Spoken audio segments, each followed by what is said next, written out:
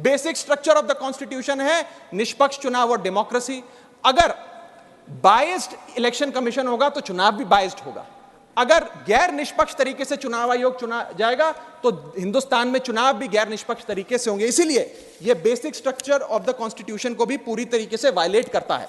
मैं आगे बताना चाहूंगा कि दूसरा महत्वपूर्ण कारण क्यों यह बिल एक प्रकार से सरकार के हाथ में चुनाव आयोग का पूरा नियंत्रण दे देता है। Why is the selection committee biased in the favour of the government?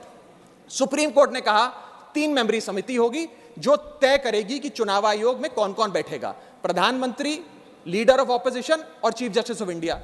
इसमें से चीफ जस्टिस ऑफ इंडिया को निकाल बाहर कर एक कैबिनेट मिनिस्टर को इसमें डालकर पूरा नियंत्रण सिलेक्शन समिति का इन लोगों ने बिगाड़ दिया, जिसके चलते आज इस समिति में सरकार के पास 2 वोट हैं। 2:1 से सारे फैसले मेजॉरिटी से सरकार ले सकती है। इसमें सर्वसम्मति से फैसला नहीं लेना, यूनानिमिटी से फैसला नहीं लेना।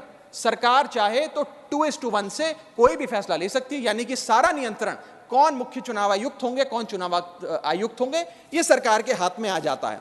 और यह एक ऐसी व्यवस्था बनाता है कि एक पार्टी मैन, एक यस मैन चुनाव आयुक्त बन सकता है। वो दिन भी दूर नहीं कि चाहे भाजपा अगर कल तो संबित पात्रा को चीफ इलेक्शन कमिश्नर बना सकती है मैडम, और 2:1 के रेशियो से संबित पात्रा देश के चीफ इलेक्शन कमिश्नर बन सकते हैं। आप सोचिए कि ये कितना खतरनाक होगा अगर वो चीफ इलेक्शन कमिश्नर बन गए।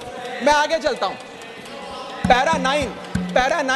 पैरा 9 इस सुप्रीम कोर्ट जजमेंट का कहता है the executive alone being involved in the appointment ensures that the commission becomes and remains a partisan body and the branch of the executive. The independence of the commission is intimately interlinked with the process of appointment. यानी कि supreme court ये कहता है कि चयन का जो पूरा प्रोसेस है वो पूरी तरीके से इलेक्शंस कैसे होंगे, फ्री होंगे कि फेयर होंगे, वो तय करता है।